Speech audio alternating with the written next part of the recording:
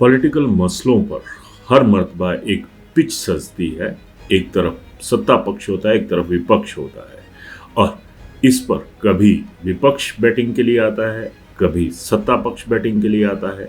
और होता यह है कि मैच या तो बहुत लंबा खिंचता है या फिर T20 की तरह फटाफट खत्म हो जाता है।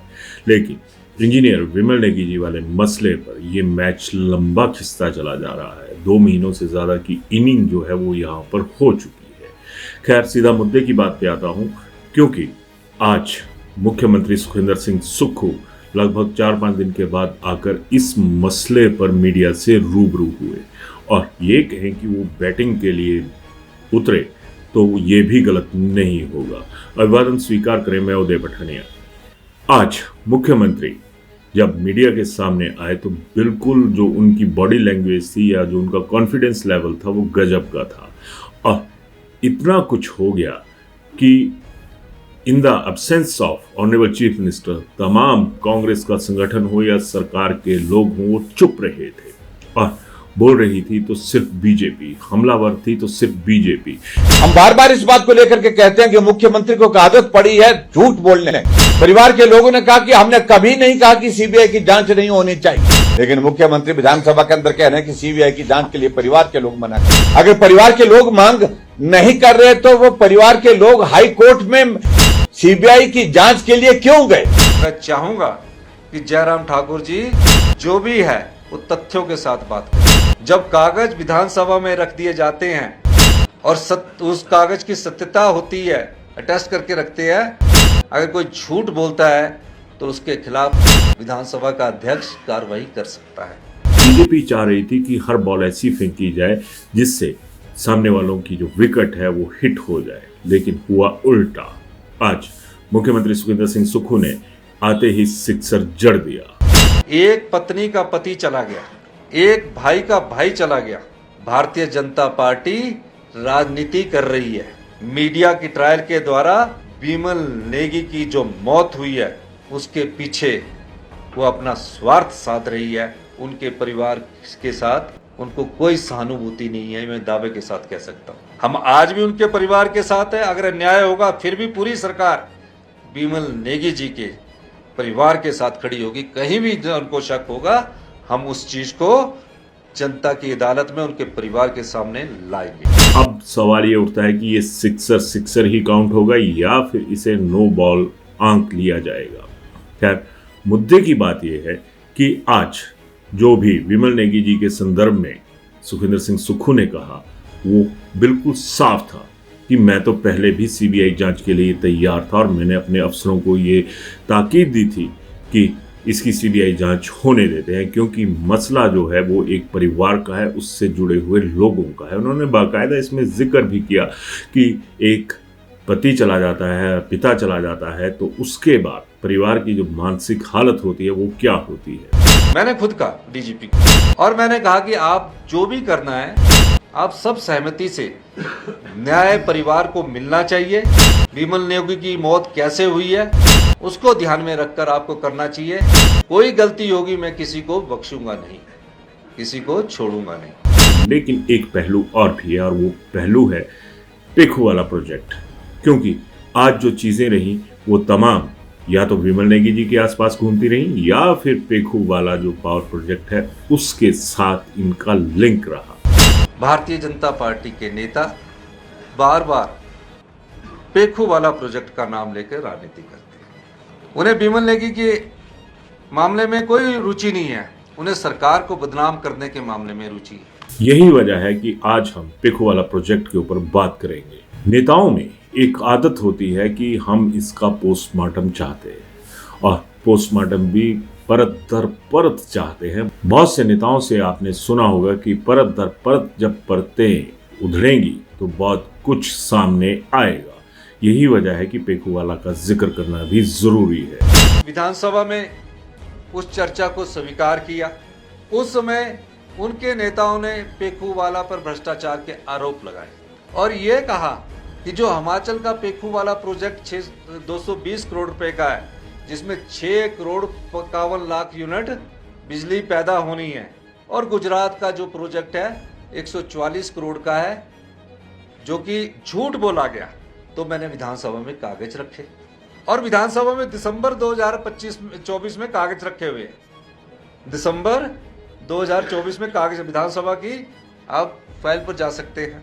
और किसी भी प्रोजेक्ट के पोस्टमार्टम में जरूरी होता है कि उसके लिए एक रेफरेंस पॉइंट हो, और यहाँ पर जो रेफरेंस पॉइंट बना वो खुद बीजेपी ने दिया था, क्योंकि जब पेखुवाला का आगाज हुआ था तो बीजेपी ने इस प्रोजेक्ट को सीधे सीधे जो गुजरात में इसी तरह का एक और पावर प्रोजेक्ट है उसका हवाला दिया था कि वो इतने मेगावाट का था, इतने सस्ते में बन गया, और हिमाचल का इतने मेगावाट का था तो वो इतने में बना। यानी जो रेफरेंस पॉइंट होता है किसी भी पोस्टमार्टम के लिए जो प्रोजेक्ट्स के होते हैं, तो खुद ब खुद बीजेपी ने ये कांग्रेस को दे दिया था, और इसी रेफरेंस पॉइंट को मुख्यमंत्री सुखविंदर सिंह सुक्खू ने पकड़ भी लिया, और इसकी पकड़ की जो जकड़ थी उसका शिकंजा जो था वो बीजेपी के ऊपर कस दिया। अगर सिलसिलेवार बात करें तो जो पेखुवाला का प्रोजेक्ट है और गुजरात का जो लकाड़िया प्रोजेक्ट है, वो अभी तक का एक टेक्निकल पॉइंट्स हैं वो कुछ इस तरह से है। हिमाचल का जो पावर प्रोजेक्ट है उसकी कैपेसिटी 32 मेगावाट है, और गुजरात के लकाड़िया पावर प्रोजेक्ट की 35 मेगावाट। और हिमाचल का जो प्रोजेक्ट है इसकी जो कॉस्ट रही थी वो 184 करोड़ रुपया, और लकाड़िया प्रोजेक्ट की जो कॉस्ट थी वो 214 करोड़ रुपए थी। और डीम्ड जनरेशन जो है वो हिमाचल के प्रोजेक्ट की 6.61 करोड़ यूनिट पर एनम, और गुजरात की जो थी वो 5.04 करोड़ यूनिट्स पर एनम। और अगर रिकवरी की बात करें कि जो तय सीमा के तहत चाहिए, वो पर ईयर हिमाचल में 19.17 करोड़ पर ईयर और गुजरात में 14.62 करोड़ पर एनम थी।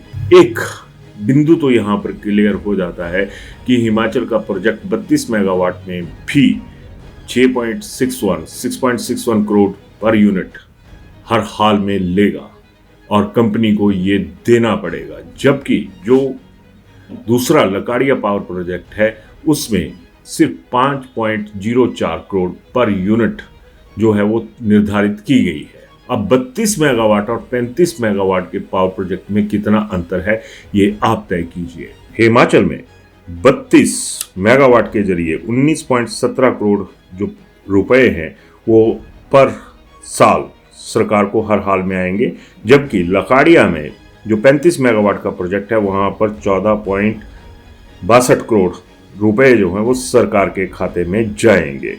यानी एक बहुत बड़ा अंतर जो है वो यहाँ पर भी नजर आ रहा है। ये जो तमाम दावे हैं ये एक तरफ कांग्रेस कर रही है, एक तरफ बीजेपी कर रही है। हम इन दावों की ना तो पुष्टि करते हैं, ना ही इनका समर्थन करते हैं, ना ही इनका विरोध करते हैं, लेकिन एक पहलू और भी है जो कि ट्रेड वॉर या एक तरह से कहें कि ट्रेड बिजनेस में बहुत अहम रहता है, उसके बारे में भी आप जान लीजिए। दरअसल ट्रेडिंग में एक टर्म होती है ब्रेकवे पॉइंट, यानी या तो इसमें बहुत ज्यादा घाटा होता है या फिर जबरदस्त नुकसान होता है। और यहाँ पर जिक्र करने वाली बात यह है कि दोनों प्रोजेक्ट्स में जो सोलर पैनल का ब्रेकअप पॉइंट आया है वो अब 28 रुपये से 14 रुपये पर स्क्वायर फीट हो चुका है। यानी एक तरह से देखा जाए और बाजार की जो शर्तें होती हैं उनको देखा जाए तो दोनों सिस्टम में अभी तक जो फायदा है वो कंपनियों को हुआ है और सरकारों के खातों में सिवाय नुकसान के अभी तक कुछ नहीं हुआ है। और ये जो पहलू है ये गुजरात और हिमाचल दोनों में बराबर लागू होता है। इसी प्रेस कॉन्फ्रेंस में मुख्यमंत्री ने जो प्रोजेक्ट हेड होते हैं उनका भी जिक्र किया था। क्या जिक्र किया था जरा ये सुन लीजिए। अब जो प्रोजेक्ट का हेड है अभी तक उसमें जो भी प्रोजेक्ट की पेमेंट हुई है वो की है जिसने आरोप लगाए विपिन गुलेरिया ने, उसने 170 करोड़ की पेमेंट कर दी जिसने अपने अधिकारियों पर आरोप लगाए। अब आप बताइए क्या उन अधिकारियों को भी मौका नहीं मिलना चाहिए था कि उनकी बात को ये करने के लिए? वो मैंने ओंकार शर्मा जी की फाइल पर लिखकर लॉ को भेजा, लॉ का ओपिनियन लिया गया। ये बात तो आपने सुना कि एक शख्स का नाम लिया जा रहा है और ये कहा जा रहा है कि पावर प्रोजेक्ट हेड तो वही थे। वहीं दूसरी तरफ सुखविंदर सिंह सुक्खू ने एक इशारा और कर दिया कि भैया हम तो पहले से ही तैयार थे। अगर कहीं चूक हुई है तो वो हमारी वजह से नहीं हुई है, क्योंकि मैंने सिस्टम को पहले ही ये ताकीद कर दी थी कि अगर सीबीआई जांच से ये तमाम चीज़ों पर छाया हुआ जो अंधेरा है ये छंटता है तो उसको छंटने दिया जाए, सीबीआई को जांच दे दी जाए। और आज ये भी साफ कर दिया कि अगर सीबीआई जांच करती है तब भी हम दोबारा अपील नहीं करेंगे, सीबीआई को अपना काम करने देंगे। जब हाई कोर्ट में वो दे रहे थे तो पुलिस अधिकारियों की आपसी खींचातानी भी उसमें आई, इसमें कोई दो राय नहीं है। और पुलिस अधिकारियों की खींचातानी में डीजीपी ने भी एक एफिडेविट दायर किया। एफिडेविट दायर करने से पहले वो मुझे मिले, उन्होंने मुझसे कहा कि एसआईटी को हम बदल देते हैं। मैंने उन्हें इनकार किया और कहा कि एसआईटी को बदलना इसलिए उचित नहीं है कि भारतीय जनता पार्टी ने इसका राजनीतिकरण कर दिया गया है। वो तो धरने दे रहे थे, प्रदर्शन कर रहे थे, वो परिवार वालों के लिए न्याय नहीं मांग रहे थे। यानी एक बार फिर मुख्यमंत्री फ्रंट फुट पर आए और यहां पर आकर अपना पक्ष रखते हुए उन्होंने ये बता दिया कि मैं किसी भी तरह से ना तो विमल नेगी जी की जो रहस्यमय परिस्थितियों में मौत हुई है उसको कहीं कोई पर्देदारी में रखना चाहता हूं, जो हक आम आदमी का बनता है, जो सवाल उठ रहे हैं उनके जवाब मिलना लाजमी है। तो इसके लिए जो भी होगा उसके लिए हिमाचल सरकार तैयार है। और बीजेपी को तो लपेटे में लिया ही और ये भी कहा कि ये लगातार इस मुद्दे पर सियासत कर रही है और ये रिवाज रहा है कि जो भी विपक्ष में होता है वो सियासत करता है, विरोध की सियासत ही उसे संजीवनी सियासत की जिंदगी के लिए मुहैया करवाती है। चाहे वो विपक्ष में बीजेपी बैठी है या फिर कांग्रेस बैठी हो, हालात तो यही होते हैं। यही वजह रही कि निष्पक्ष जांच का हवाला देते हुए मुख्यमंत्री ने उन तमाम रिपोर्ट्स को भी एक तरह से नई चुनौती दे दी कि भैया जब कोई आरोप लगा रहा था तो ये भी पता होना जरूरी है कि उसने ये आरोप लगाए तो इन आरोपों में कहीं कोई सत्यता है भी या नहीं। यानी अगर न्याय किसी एक को मिलना है तो अन्याय दूसरे के साथ भी ना हो, और जिसने अन्याय किया है उसको भी उसकी सजा मिलनी चाहिए।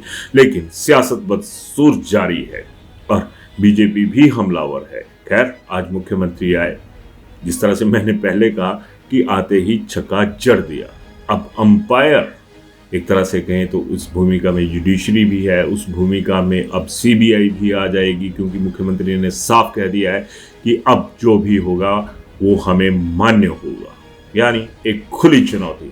जिस तरह से घिराव हो रहा था और कांग्रेस अभी तक घिर रही थी, हैरानी की बात तो ये भी है कि इस मुद्दे पर माइनस सुखविंदर सिंह सुक्खू एक भी आदमी नहीं बोला, चाहे वो सत्ता पक्ष में ओहदों पर बैठे ओहदेदार ही क्यों ना हो, वो भी चुप थे, संगठन वो भी चुप था, और बोल रही थी तो सिर्फ भाजपा और साथ में बोल रही थी आम जनता। इन दोनों को तो एक तरफ छोड़िए, आम जनता के सवाल जब आते हैं तो उनका एक पुख्ता जवाब मिलना बहुत ज़रूरी हो जाता है। और आज मुख्यमंत्री ने अपनी तरफ से किस तरह से पुख्ता तरीके से जवाब दिए ये भी आप बेहतर जानते होंगे, और किस तरह से एक खुली चुनौती जो है वो बीजेपी के आगे भी रखती है। इस मुद्दे पर अपनी राय ज़रूर दीजिएगा, क्योंकि ये मामला हम आप जैसे आम आदमियों के साथ जुड़ा हुआ है और ख़ास लोग इस मुद्दे पर भिड़ रहे हैं। और इनकी भिड़ंत का नतीजा क्या रहेगा, आपको क्या लगता है, ज़रूर बताइएगा। धन्यवाद।